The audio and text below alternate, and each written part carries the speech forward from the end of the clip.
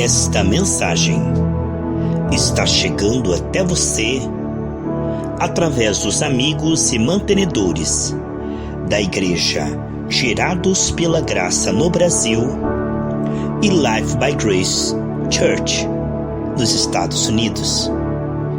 Que a graça de Deus, a virtude, o Shalom do Senhor inunde o seu coração agora, em nome de Jesus. A paz do Senhor Jesus Cristo, queridos irmãos, Shalom. Com grande alegria vamos dar sequência a essa série sensacional, o DNA de Deus. E você pode abrir a sua Bíblia comigo. Vamos lá juntos crescer na graça e no conhecimento do Senhor. A minha Bíblia está aqui aberta em 1 Pedro, capítulo 1, versículo 23. Olha, pois fostes gerados de novo, ou regenerados, gerados agora, não de semente corruptível, como foi a semente humana, a semente que o nosso pai e nossa mãe geram um corpo e uma alma afetados pela corrupção, pela queda. Mas agora nós somos gerados de uma semente incorruptível, mediante a palavra de Deus.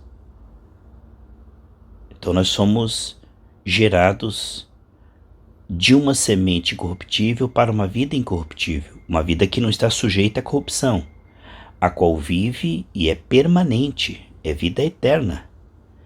Então, assim como uma semente, ela gera uma erva que tem uma duração de vida curta, é corruptível. Por causa da queda, o homem não comeu da árvore da vida.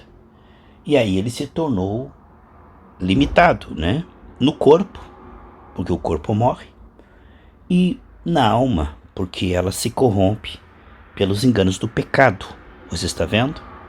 Mas a vida incorruptível, Efésios 2,6 diz que eu e você estamos assentados nas regiões celestes em Cristo Jesus. Então o nosso verdadeiro eu, o nosso espírito, o nosso homem interior, ele não é corruptível, ele não é vencido pelo mal. Mas ainda temos uma alma que está sendo restaurada para aceitar essa vida derramada do Espírito para a alma. Então nossa alma se apega mais e mais ao Senhor. E temos um corpo que, por enquanto, é corruptível. Ele envelhece e morre se não houver o arrebatamento. Então veja só. Quando fala que é uma semente corruptível, incorruptível, que não se corrompe, fala que nós nunca, na nossa natureza interna, ficamos doentes. Nós não somos doentes. Podemos ser atacados por doenças no corpo, na alma. É um ataque exterior. Mas a nossa nova natureza é incorruptível. Ela não é adoecida. Ela se renova de glória em glória. Portanto, o nosso novo ser criado em Cristo Jesus, ele nunca adoece. Ele nunca tem falta de nada, 1 Coríntios 1,7. Nenhum dom nos falta. Então, a alma, ela está então tendo essa oportunidade de não se corromper, de ser ajudada pelo Espírito Santo, nosso Espírito. Então, vemos ali que ela não é vencida pelo pecado, não precisa ser. O que acontece é que às vezes a alma não vigia e acaba sendo arrastada pela carne ao pecado, mas o nosso espírito, ele está morto para o pecado. Portanto, incorruptível significa não tocado pelo pecado, com interesse pelo pecado. Nós estamos em guerra contra o pecado. Não vencido pela doença, nem pelas dívidas, pelas aflições, depressões. Então a semente incorruptível, o DNA de Deus, mostra que a usina de força via Espírito é muito maior do que os ataques exteriores das trevas. Por exemplo, Deus está sempre nos ensinando, através da doutrina. Deus, ele nos ensina através da doença? Não. Jesus não enviou uma tempestade Ele veio com a tempestade e acalmou a tempestade. Deus tira o bem até do mal. Deus está sempre nos ensinando. Ele não parou de ensinar Jó porque ele estava doente, entende? Então Deus nos ensina quando estamos enfermos, ensina. Ele aproveita aquela busca intensa. Você sabe, pessoal, que a Bíblia diz não seja como a mula e o cavalo que precisa de cabresto, né? Há pessoas que, se elas não estiverem passando uma dificuldade financeira ou na saúde, elas não buscam intensamente a Deus. Então, aí elas começam a ter experiências grandes com Deus quando estão enfermas ou quando estão endividadas, angustiadas, e pensam que isto é Deus ensinando elas. Não, Deus está aproveitando essa busca intensa. No entanto, Deus não precisa da doença para nos ensinar. Mas quando estamos enfermos, Deus também nos ensina? Ensina. Porque nós estamos buscando a Deus. Então, na verdade, Deus não precisa da doença para nos ensinar. Não. Deus não se agrada. Por exemplo, se você está ensinando uma filha e ela fica com febre, você para de ensinar? Não. Só que você quer que a febre continue? Claro que não. Então, o fato de Deus nos ensinar enquanto estamos enfermos pode passar para nós: eu não quero sair dessa enfermidade porque eu estou aprendendo. Não, não pense assim. Na verdade, é importante você compreender que Deus está te ensinando, mas que Deus é Espírito e Ele não manda enfermidade.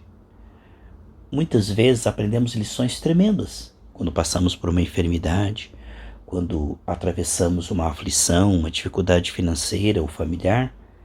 Tudo isso nós vamos ser consolados, de 2 Coríntios 1, para depois consolar outras pessoas. São experiências que passamos com a fidelidade de Deus, com a nossa fé.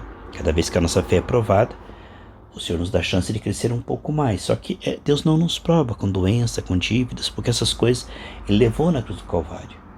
No entanto, você pode notar que muitas vezes aprendemos lições tremendas quando estamos quebrantados. E geralmente estamos quebrantados quando estamos sendo afligidos. A aflição então pode se transformar em aprendizado.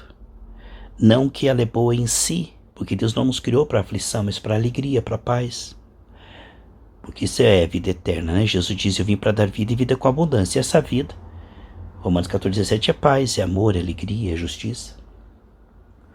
No entanto, se estamos passando por um outono da vida, por um inverno da vida, uma fase em que estamos sendo atacados, sabemos que no final somos mais que vencedores, com certeza, mas durante o processo é preciso realmente nos buscarmos a Deus, porque Ele vai nos ensinar algo.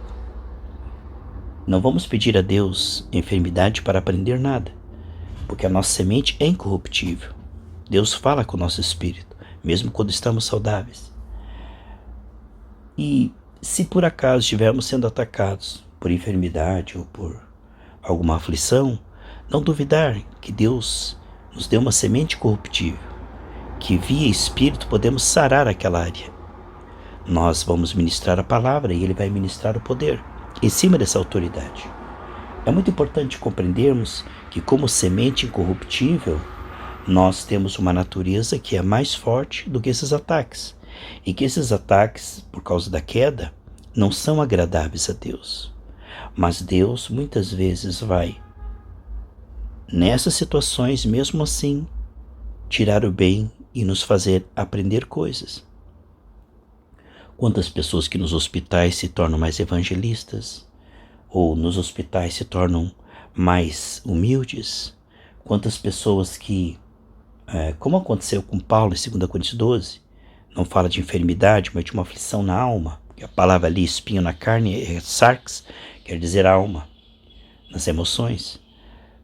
Deus precisava de Paulo humilde. Estava dando resultado. Paulo estava numa frequência. Só que por causa das revelações, Paulo ficava soberbo às vezes.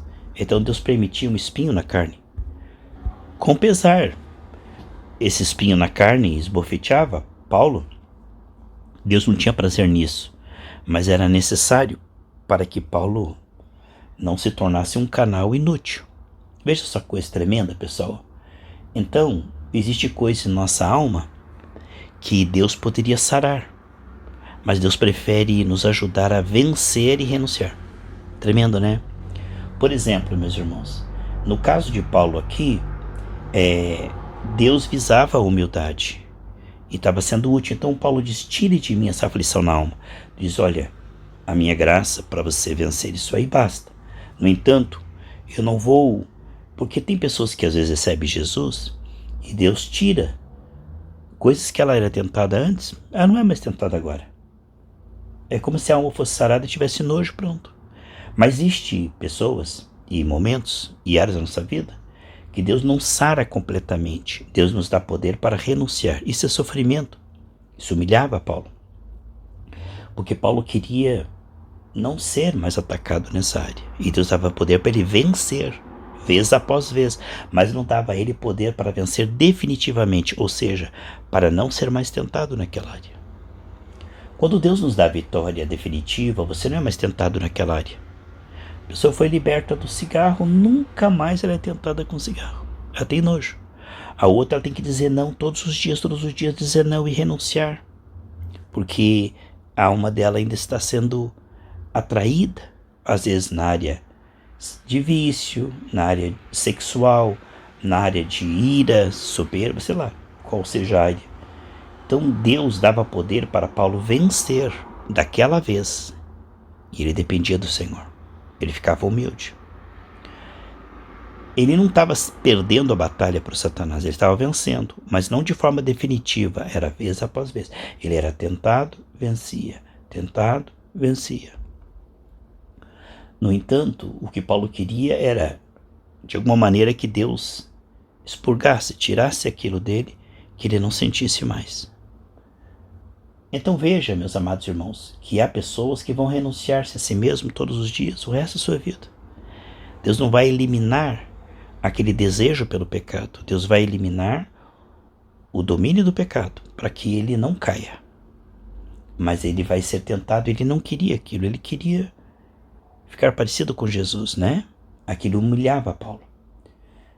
Então veja que Deus não quer na nossa vida que nós passamos por aflições, mas às vezes, por falta de vigilância, por falta de freio na boca, acabamos passando por muitas aflições. Deus não enviou a aflição, nem tem prazer na aflição, de jeito nenhum. Mas Ele vai aproveitar essa aflição, Ele é socorro bem presente na hora da angústia.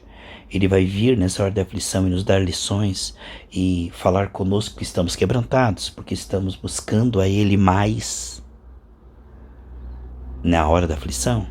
Sim. Então Deus vai tirar o bem de tudo isto. A nossa semente é incorruptível. Lá no céu ninguém ficará enfermo. Ninguém será atacado pela enfermidade.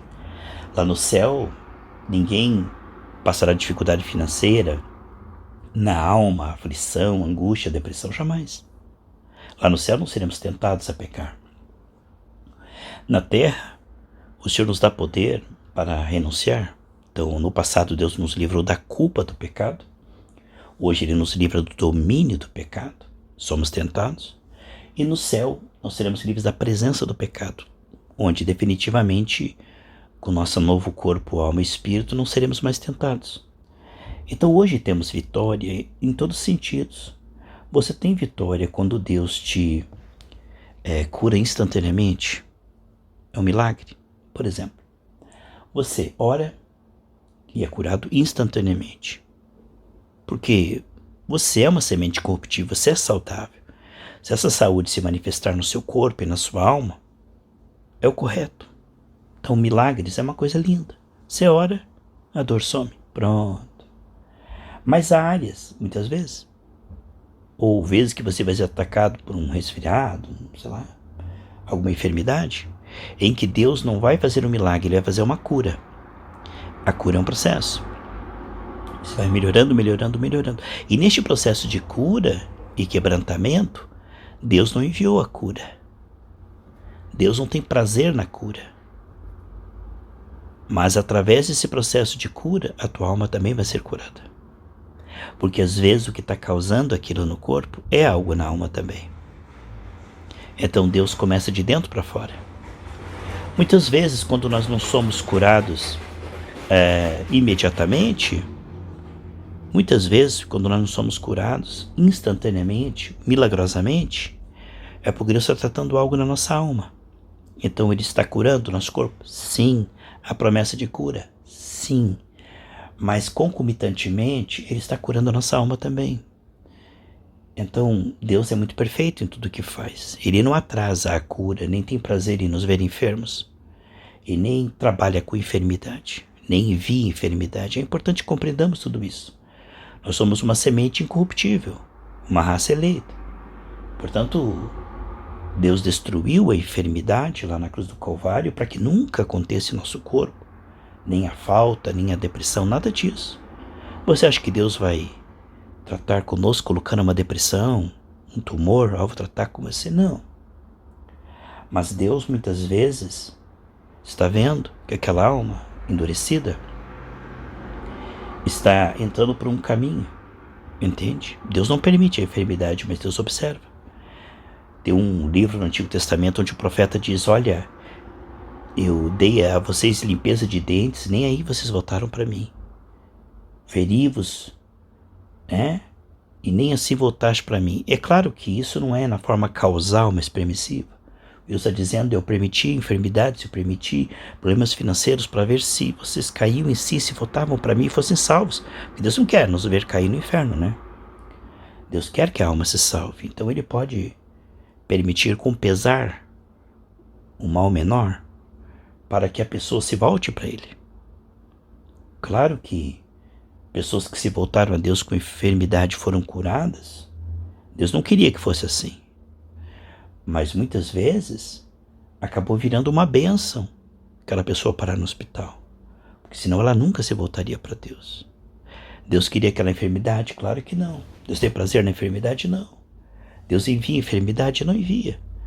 Mas muitas vezes, pela dureza do coração, teimosia, Deus pode permitir que o processo prossiga, porque Ele quer nos curar não só no corpo e na alma, mas nos livrar do inferno, das labaredas eternas. Então Deus, Ele olha de trás para frente. Ele conhece o fim desde o início. E Ele vê que o fim daquela pessoa pode ser a perdição eterna. Portanto, o que Ele poderia livrar no corpo, ou nas finanças, ou na família, Ele observa que Ele vai ter que livrar primeiro na alma. Que aquela alma está correndo perigo eterno. Você entende como que é? É como se Deus fosse mais lento para livrar no corpo ou nas finanças, fosse mais lento para livrar na família, até mesmo na alma, para que nós nos voltemos a Ele. Coisa que Ele podia fazer em 1 segundo se fôssemos quebrantados, que Ele não resiste a um coração quebrantado. Agora não adianta você querer ter um coração quebrantado para não passar pela aflição. Não há atalhos, meus irmãos. Todos pecaram e carecem da glória de Deus. Todos nós estamos num processo. Então, não adianta você querer virar anjo. Este aprendizado via doutrina, que é bem melhor, que é a vontade de Deus, muitas vezes tem interrupção da escola, a disciplina, né? Na faculdade de Deus, às vezes passamos pela vara. Lá em Hebreus 12, fala que Deus está corrigindo a todos que chamam por filho. Essa correção via palavra, que é o espelho, é o primeiro caminho. É você ouvir, se arrepender e Deus poder trabalhar. Mas há dureza muitas vezes em nós, áreas que nós não estamos percebendo, em que teimamos com Deus. E que Deus, com pesar, permite a aflição. Porque Ele quer trabalhar. Porque no caso de Paulo, não era nada confortável para Paulo aquele espinho na carne. Ele orou 3 vezes para que Deus o retirasse. E Deus disse: eu não vou retirar, porque o meu poder se aperfeiçoa na fraqueza. No entanto, eu vou te dar sabedoria para você vencer. Então, o que nós estamos vendo é que algumas áreas da nossa vida, que aparentemente não foram resolvidas, é porque é mais complexo. Porque Deus está nos ensinando algo. Então eu não vou pedir para Deus me curar porque eu estou aprendendo algo. Não, você vai pedir sim, você vai querer a cura sim, você vai querer a prosperidade sim. Você não pode desistir das promessas por causa da precariedade da alma. Você vai continuar crendo na cura, você vai Só que se isso for um processo e você tiver que perseverar, você não vai duvidar nem da cura, nem da prosperidade e nem do que você está aprendendo. Não diga, eu quero aprender, por isso eu não vou pedir para Deus tirar essa enfermidade. Não. O ensino continuará mesmo que você for curado. É importante você compreender que Deus está no seu espírito e Ele administra tudo isso. Creia que você entregou e confiou, Deus sabe como responder na estação própria. Deus está trabalhando, parece que não. Parece que Deus não está ouvindo, parece que nada está acontecendo, mas Deus está trabalhando lá onde você não está vendo, como Ele fez com a raiz daquela planta.